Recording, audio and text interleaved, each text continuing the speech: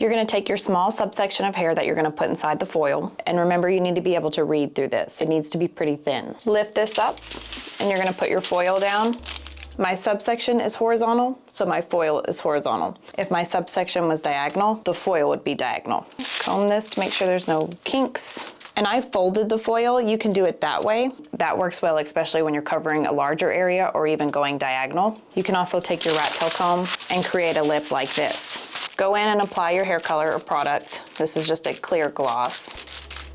And this is just a basic fold. There's a lot of different ways to fold foils, but for this basic one, you're gonna take the foil, fold it in half, and you don't want to do this, ziplock it, because that's gonna create a crease and it will kind of push the color.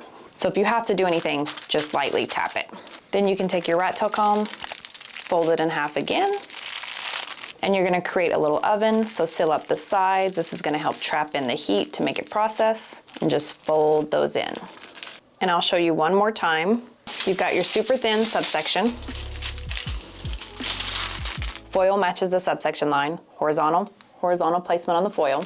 Dropping off our color, starting in the mid shaft. That will help it stick on, go to the ends. Dry brush the top so it has a staggered effect, not a Fold this foil in half, and these are super long.